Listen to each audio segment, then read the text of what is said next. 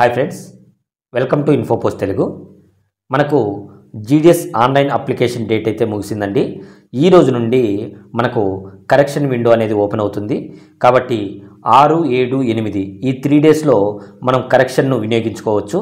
మీరు ఒకసారి ఆన్లైన్ అప్లికేషన్ను ఒకసారి దగ్గర పెట్టుకొని చూసి ఎటువంటి చిన్న మిస్టేక్ అయినా కూడా, అంటే ఈవెన్ స్పేస్ అనేది కూడా లేకున్నా కూడా మీరు చేంజ్ చేసుకోండి. ఎందుకంటే మనకు డాక్యుమెంట్ వెరిఫికేషన్ అనేది ఈసారి ఫస్ట్ అండ్ సెకండ్ వెరిఫికేషన్ లేకుండా ఒకే డాక్యుమెంట్ వెరిఫికేషన్ ఉంటుంది. కాబట్టి మనకు ఒకటే టైంలో అంతా జరిగిపోతుంది. కాబట్టి చాలా స్ట్రిక్ట్గా జరిగే అవకాశం ఉంది. కాబట్టి మీరు ఈచ్ అండ్ ఎవ్రీ ప్రతిదీ కూడా మీరు తరువుగా చెక్ చేసుకొని ఎటువంటి కరెక్షన్ ఉన్నా కూడా మీరు ఈ 3 డేస్లో ఖచ్చితంగా కరెక్షన్ని మీరు వినియోగించుకోండి. మీరు కరెక్షన్ వినియోగించుకునేటప్పుడు ఒక సూచన అండి, ఎందుకంటే 6వ తేదీ మధ్యాహ్నం పైన కానీ 7వ తేదీ కానీ మీరు కరెక్షన్ చేసుకోండి. మనకు సాఫ్ట్వేర్లో కొన్ని సమస్యలు వస్తున్నాయండి. పోయినసారి కూడా చాలామంది అప్లికెంట్స్ కరెక్షన్ విండో ఓపెన్ అయిన వెంటనే చేసి సబ్మిట్ అవ్వక ఆల్రెడీ సబ్మిట్ అయిపోయిందని వాళ్ళు కామ్గా ఉండిపోయారు. నెక్స్ట్ కరెక్షన్ విండో అనేది ముగిసిన తర్వాత వారు స్టేటస్ చూసినట్లయితే వారి అప్లికేషన్ అనేది పెండింగ్లో ఉండిపోయింది. కాబట్టి ఈ సర్వర్ ఇష్యూస్ వస్తాయి. కాబట్టి మీరు 6వ తేదీ మధ్యాహ్నం, అంటే ఈరోజు మధ్యాహ్నం నుంచి కానీ లేకపోతే రేపు కానీ మీరు కరెక్షన్ విండో అనేది ఉపయోగించుకోండి. ఓకేనా? ఈ కరెక్షన్లో ఈచ్ అండ్ ఎవ్రీ, అంటే రిజిస్ట్రేషన్ దగ్గర నుంచి మనం డివిజన్ మార్చుకునేంత వరకు ప్రతి ఒక్కటి కూడా మనం చేంజ్ చేసుకోవచ్చు. ఓకేనా? నెక్స్ట్ మనం చూసుకున్నట్లయితే డాక్యుమెంట్ వెరిఫికేషన్. ఈ డాక్యుమెంట్ వెరిఫికేషన్ అనేది మనకు ముందు వరకు ఎలా ఉండిందంటే first document verification, second document verification అని ఉందండి. కానీ ప్రజెంట్ అయితే ఇది లేదు. ఎందుకంటే మనము ఆన్లైన్లో అప్లై చేసిన తర్వాత లాస్ట్లో మనకు దగ్గరలో ఉండే డివిజన్ని ఫస్ట్ వెరిఫికేషన్కి ఎంచుకునే అవకాశం ఉంటుండేది. కానీ ఈసారి అది లేని కారణంగా ఖచ్చితంగా మనకు first and second document verification మనం ఎంచుకున్న డివిజన్లోనే జరుగుతుంది. ఓకేనా? డాక్యుమెంట్ వెరిఫికేషన్కు ఎవరు ఏమేమి తీసుకొని పోవాలో నేను నీట్గా ఇక్కడ మెన్షన్ చేశానండి. చాలామంది యూఆర్ వాళ్ళు ఏం క్యాస్ట్ సర్టిఫికేట్ తీసుకొని పోవాలన్నా అని అడుగుతున్నారు.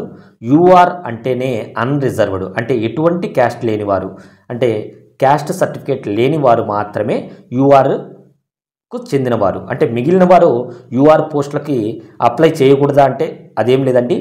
ప్రతి ఒక్కరూ కూడా యూఆర్కి అప్లై చేయవచ్చు. కానీ యూఆర్కు కాకుండా మిగిలిన వాటికి అప్లై చేయడానికి ఆయా క్యాస్ట్ వారు మాత్రమే అప్లికేబుల్ ఉంటారు. అంటే ఎటువంటి క్యాస్ట్ లేని వారు యూఆర్కు మాత్రమే అప్లై చేయాలి. అదే బీసీ క్యాండిడేట్ అయితే బీసీకి సంబంధించిన పోస్టులకి అప్లై చేయొచ్చు, యూఆర్కి అప్లై చేయొచ్చు. ఈ విధంగా ఉంటుంది. చాలామంది అయితే దీని డిఫరెన్షియేషన్ తెలియక యూఆర్ వాళ్ళు ఏ క్యాస్ట్ అని అడుగుతున్నారు. యూఆర్ అనేది క్యాస్ట్ కాదండి, అన్రిజర్వ్డ్. ఎటువంటి క్యాస్ట్ సర్టిఫికేట్ లేని వారు అన్రిజర్వ్డ్లో వాళ్ళు అప్లై చేసి ఉంటారు. వారికి మాత్రం ఎటువంటి క్యాస్ట్ సర్టిఫికేట్ తీసుకొని పోవాల్సిన అవసరం ఉండదు. వారు ఓన్లీ క్యాస్ట్కి సంబంధించింది కాకుండా మిగిలిన సర్టిఫికేట్లు మాత్రమే తీసుకొని పోవాల్సిన అవసరం ఉంటుంది. ఈ యూఆర్లో కూడా కొంతమంది ఈడబ్ల్యూఎస్ సంబంధించిన వారు ఉంటారండి. వీరు కంపల్సరిగా ఈడబ్ల్యూఎస్ సర్టిఫికేట్ తీసుకొని పోవాలి. ఇంకొక సూచన ఏంటంటే బీసీ, ఎస్సీ, ఎస్టీ వారు వీరంతా కూడా సెంట్రల్ క్యాస్ట్ సర్టిఫికేట్ తీసుకుని వెళ్ళాలి. అంటే బీసీ వారికి ఓబీసీ అనే central caste, next SC, ST వారికి కూడా సెంట్రల్ క్యాస్ట్ ఉంటుంది.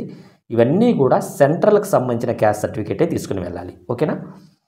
నెక్స్ట్ మనం చూసినట్లయితే యూఆర్ వాళ్ళు ఏమేమి తీసుకొని పోవాలి అంటే ప్రతి ఒక్కరూ కూడా 10th certificate compulsory. Next medical certificate మీరు సెలెక్ట్ అయిన తర్వాత మాత్రమే తీసుకోండి. ఈ మెడికల్ సర్టిఫికేట్ గురించి నేను డెడికేటెడ్గా వీడియో చేస్తానండి. అదేం పెద్ద ఇష్యూ కాదు, ఈజీగా తీసుకోవచ్చు. ఓకేనా? నెక్స్ట్ అడ్రస్ ప్రూఫ్ అంటే మనం ఆధార్ కార్డ్ని మనం పెట్టవచ్చండి అడ్రస్ ప్రూఫ్ కింద. ఇంకా మీకు ఏదైనా అడ్రస్ ప్రూఫ్ ఉన్నట్లయితే డ్రైవింగ్ లైసెన్స్ ఇలాంటివి ఏదైనా ఉంటే అది కూడా తీసుకుని వెళ్ళచ్చు. ఆధార్లో నాకు డేట్ ఆఫ్ బర్త్ కరెక్షన్ ఉంది, ఇంకేదైనా కరెక్షన్ ఉందంటే ఏమి ఇబ్బంది లేదండి.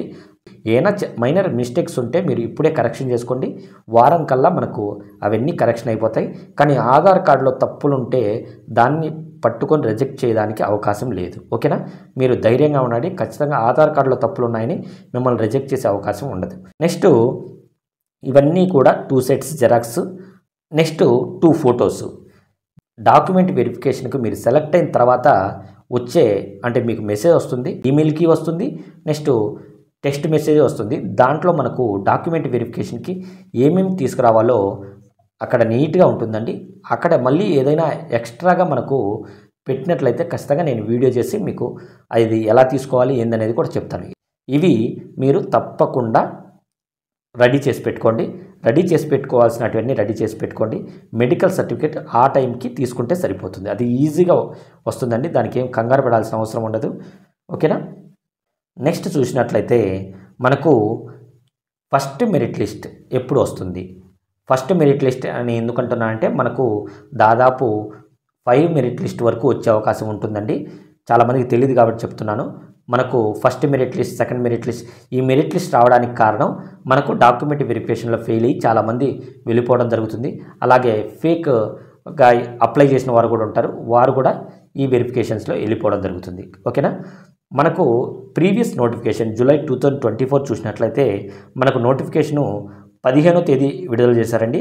5వ తేదీ వరకు నోటిఫికేషన్ ఉంది. నెక్స్ట్ కరెక్షన్ కూడా మనకు 3 డేస్.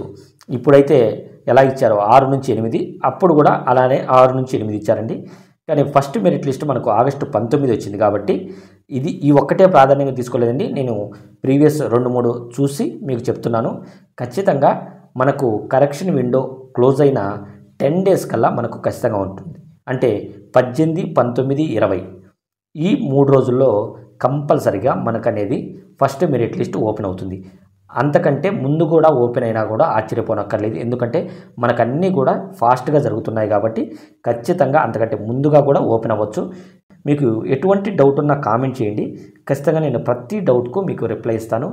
దయచేసి వాట్సాప్ గ్రూప్స్ కూడా మన డిస్క్రిప్షన్ లింక్స్లో ఉన్నాయండి.